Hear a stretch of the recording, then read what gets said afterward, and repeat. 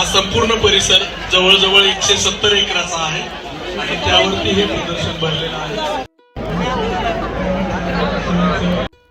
प्रदर्शनात प्रवेश करताच आपला सर्वप्रथम हे फळांचे असे कलाकृती दिसून येते बघा, खूप सुंदर असे पाहून घ्या. नमस्कार शेतकरी मित्रांनो, प्रदर्शनाच्या सुरुवातीला तुम्हाला मी ऊस दाखवतोय. तर ऊसाचा हा प्लॉट आहे, रेडीमेड प्लॉट आहे बघा. तुम्ही खालीपासून ते वरपर्यंत बघा 20 ते 25 फुटाचा हा ऊस तुमच्या समोर दिसतोय. तर ऊसाची बांधणी वगैरे करताना AI चा कसा वापर केला आहे, आर्टिफिशियल इंटेलिजन्स कसं वापरले, तर 5 कंपन्यांनी मिळून या प्लॉटची निर्मिती केलेली आहे. तर प्रदर्शनामध्ये हा जो ऊस तुम्हाला समोर दिसतोय, तर याचे पूर्ण डिटेल्स वगैरे तुम्हाला मी आता आपण जाणून घेऊया. आपल्या समोर सर आहेत, ते आपल्याला डिटेलमध्ये सगळं सांगतील. या बघूया आता. ही व्हरायटी 15-0-12 आहे. याचे सध्या AIचं इथं ट्रस्टवरती ही मशीन लावलेली आहे. बरं. 2.5 एकरपर्यंत चालते. या मशीनमध्ये 12 प्रकारचे वेगवेगळे सेन्सर आहेत. त्यात सॉईल मॉइश्चर, परत स्पीड वगैरे किंवा लीफचे कॅनोपी वगैरे हे सगळं सांगतो. 5 वेगवेगळ्या कंपन्याचं सगळं असोसिएशन पार्टनरशिप, त्याच्या खाली सगळी शेत वगैरे सगळं बघतात. सॉईल टेस्टिंग करावं लागतं अगोदर.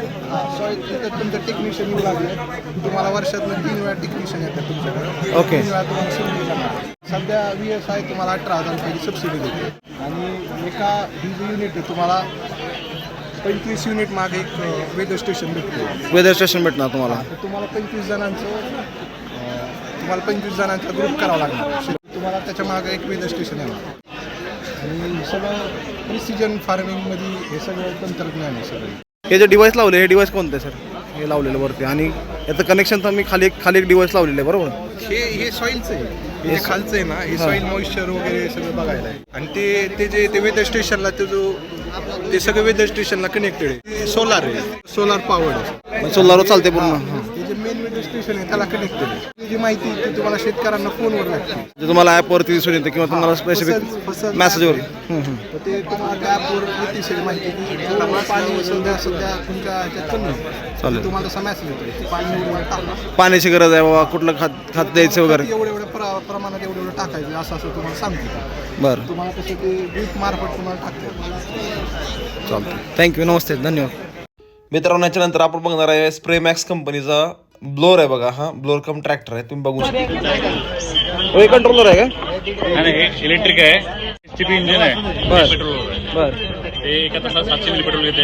एकदा फुल चार्ज केलं तर 7 तास बॅटरीला जाते. 1 एकर 40 मिनिटात कव्हर करते. ओके, ट्रॅक्टरची गरज नाही.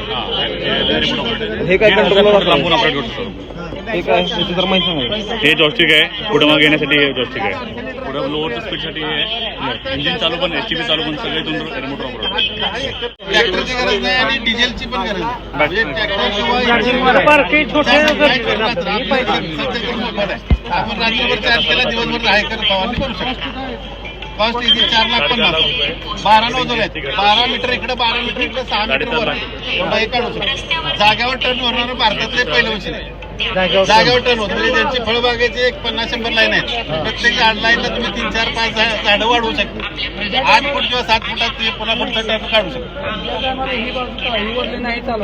काय करते बंद करते जे पाहिजे तेवढं. आणि दुसरी गोष्ट, ज्यावेळी तुम्हाला ट्रॅक्टर म्हणजे एका वेळी एक स्पीड हे कमी जास्त दोन्हीची ताकद वेगळी वेगळी आहे. त्यामुळे फवारणी मध्ये कसं कधी ज्यावेळी आपण टर्न मारताना किंवा ह्याच्यात होणार नाही. ह्याचं वेगळं काम चालतंय. जागेवर उभं राहून सुद्धा तुम्ही स्पेअरला कसं होतं, आपल्याला ट्रॅक्टरला रेस दिल्याशिवाय ते स्पीड घेत नाही. ह्याच्यामध्ये तुम्हाला 100% जागेवर उभं राहून सुद्धा ह्याची 100% ताकदीनं तुम्ही स्प्रे करू शकता. सगळ्यात बेस्ट आहे, ट्रॅक्टरपेक्षा भारी आहे. ट्रॅक्टरपेक्षा एक नंबर आहे. चला मित्रांनो, आता आपण ह्याचा डेमो बघणार आहेत बघा. इंजिन स्टार्ट करतात हे काका. आपण आता ह्याचा डेमो बघूया.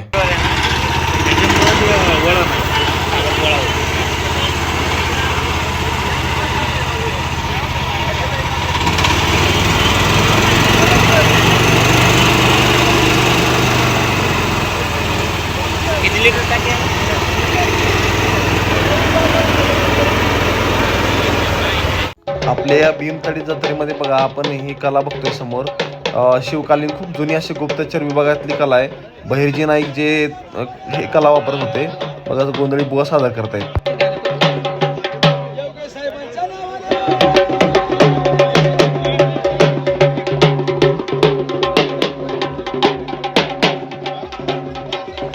प्रदर्शनाचाच पुढचा टप्पा पाहत असताना आपण बघूया की मल्टी लेवल फार्मिंग. आता नावामध्येच आहे मल्टी लेवल, म्हणजे एकावरती एक असं ते खूप कमी जागेत तर विविध तुम्ही व्यवसाय करू शकता, जसं की शेळीपालन, कुक्कुटपालन किंवा मत्स्यपालन असं तुम्ही करू शकता. आणि असं केल्यानं आपल्याला काय होतं की आपलं जे उत्पन्नाचा स्रोत आहे किंवा उत्पन्न आपल्याला जास्तीत जास्त आपल्याला कसं उत्पन्न कमी जागेतून घेता येतं हे आपण या मल्टी लेवल फार्मिंगमध्ये बघू शकता.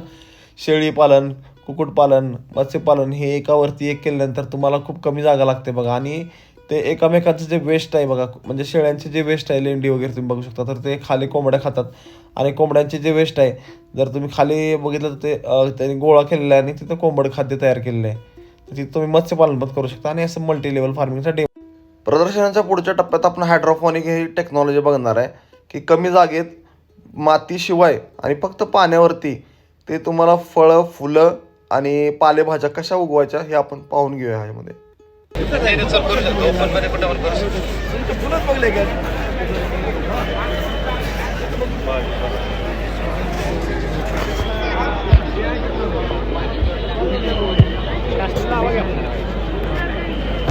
समोर तुम्ही पाहू शकता एकदम फ्रेश असे स्ट्रॉबेरी त्यांनी विकायला समोर बघताय तर हा हायड्रोफॉनिक्सचा दुसरा टाईप आहे, याला रोटेटिंग व्हील असं म्हणतात.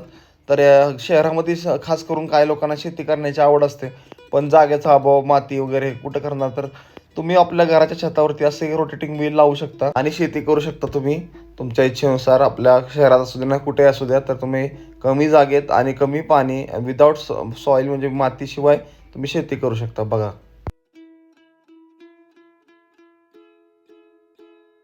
कुंड्यांना खाली छोटे होल्स आहेत, ते कुंड्या 1-2 इंच खाली गेल्यावरती त्या होल्समधून मुळं जे आहेत रूट्स ते पाणी ॲब्झॉर्ब करतात.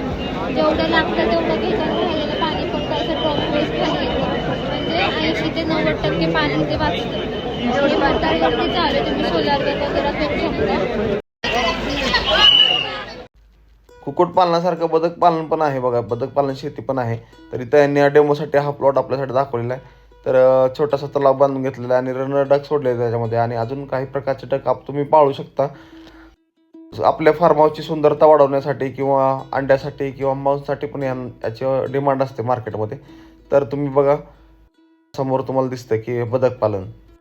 यानंतर आपण प्रदर्शनामध्ये बघणार आहोत मधुमक्षिका पालन.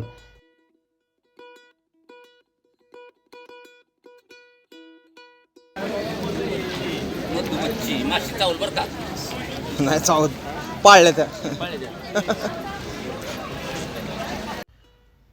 विविध प्रकारचे माहिती फलक असे लावलेत बघा, तुम्ही बघू शकता. तर मधमाशांचे कुठले कुठले प्रकार असतात, ते मध गोळा करण्याचे काय फायदे आहेत किंवा मधमाशा पालनाचे काय फायदे आहेत तुम्ही बघा, या इथं आपल्याला त्यांनी सांगितलेले आहेत. तर बघूया आपण मधमाशिका पालन.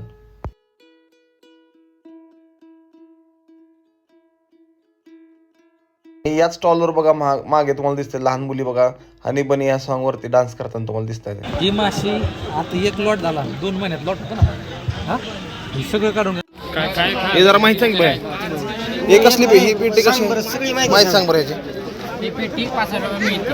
बरं, तुम्हाला ह्यात असे 9 प्लेट मिळतात. 9 प्लेट, एका पेटीमध्ये 9 प्लेट असतात. बरं, हां, त्यातले 7 असे भाषणे पण असतात. बरं 2 मोकळ्यासाठी अंड्यांसाठी. बरं, हां, तुम्हाला महिन्यातून 5 ते 6 किलो मध मिळू शकतो. महिन्यातून 12 महिन्यातून एका महिन्यातून 5 ते 6 किलो मध. त्याला हे काय, त्याला झाडं म्हणजे फुलांची झाडं वगैरे लावावं लागतात ना बाजूला, नाही नाही ते असतं फळबाग शेजारी असली पाहिजे तुम्हाला. मध कुठे गेला? आणि हे मधमाशा मग आपल्याकडे राहतात का इथं? आणि मध संपल्यानंतर डबल दुसऱ्या जाऊन बसतात. ओके. फिरून फिरून थकल्यानंतर जरा तुम्ही जेव्हा प्रदर्शनाच्या निम्म्या टप्प्यात येता तर तुम्हाला तिथं खाण्यासाठी स्टॉल वगैरे लावले आहेत. तर स्टॉलच्या बाजूलाच बघा असं एक कलाकुसर सादर केलेली आहे. आणि आपल्या माता भगिनींसाठी म्हणजे शेतकरी नारी काय असते की मातीतून मोती पिकवणारी, कुटुंबांना आधार देणारी आणि कृषी क्रांतीतली खरी जननी तर आपले ही नारी असते बघा. ते शेतात त्यांचे काय काय कामं असतात ते त्याचं एक छोटंसं तुम्हाला त्यांनी प्रदर्शन दाखवलेलं आहे. तर इथं तुम्ही पाहू शकता की शेतकरी नारी काय काय काम करते शेतात.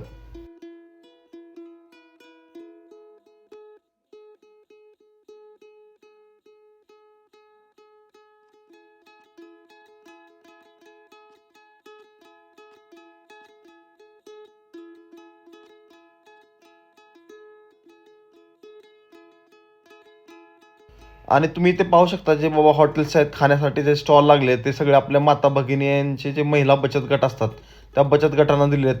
कोण इच्छुक असतील तर त्यांनी मग पुढच्या वेळेस बाबा त्यांचं रजिस्ट्रेशन वगैरे करून घेऊ शकता, कृषिकला कॉन्टॅक्ट करून त्यांच्या वेबसाईटवरती वगैरे. तर बघू शकता हे महिला बचत गटांना दिलेले आहेत. फळबागा बघत असताना आपण बघतोय सगळ्यात पहिल्यांदा आपण बघतो की लाल केळीचा एक वाण आहे हा. या पिकाला 15 ते 12 महिने लागतात. साधारणतः 18 ते 20 किलो घडाचं वजन असतं.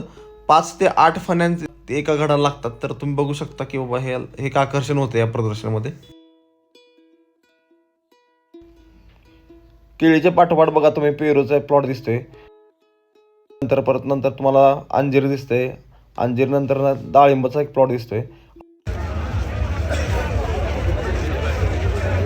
याच्यानंतर बघा आपण एक दुसरा प्लॉट बघणार आहे. बीट आहे इथं लालिमा या ब्रीडचं.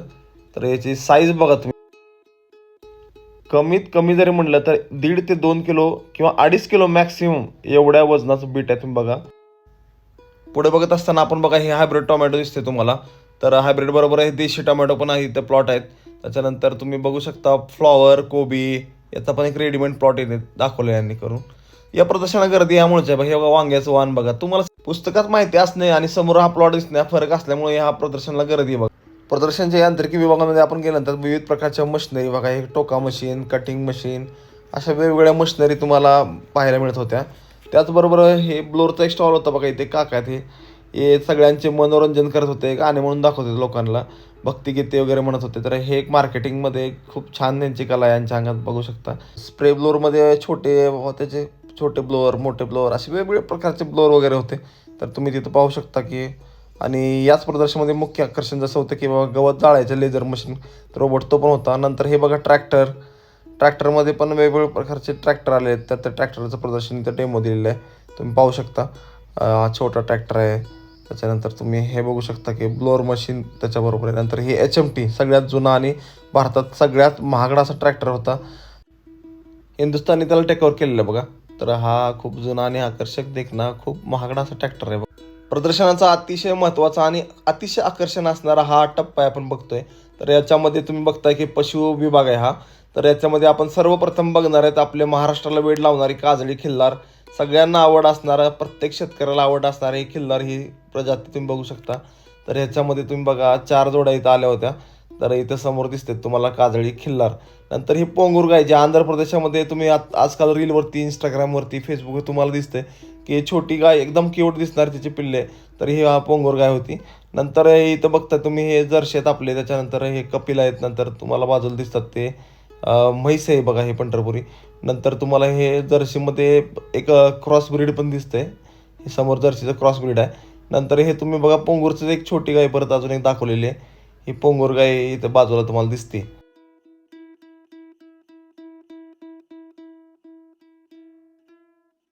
आणि हे बघू शकता एक पूर्णपणे काळा असणारा खिल्लार वळू आहे बघा. याची पण खूप मागणी. आपल्या व्हिडिओच्या शेवटमध्ये आपण बघणार आता हे फुलांच्या बागा बघणार आहेत की जसं की बाबा फुलं पण एक शेतीसाठी आपण फुलशेती ही खूप महत्त्वाची आहे.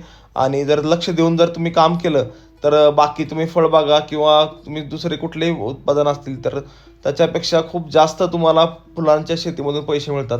तर बघा खूप सुंदर असे याने ते प्लॉट तयार केलेले आहेत. जसं मी तुम्हाला अगोदर सांगितलं की या प्रदर्शनाला गर्दी असण्याचं एकमेव कारण आहे की तुम्हाला सगळ्यात जास्त इथं तुम्हाला प्लॉट बघायला मिळतात. ॲक्च्युअल प्लॉट तुम्हाला पाहायला भेटतात.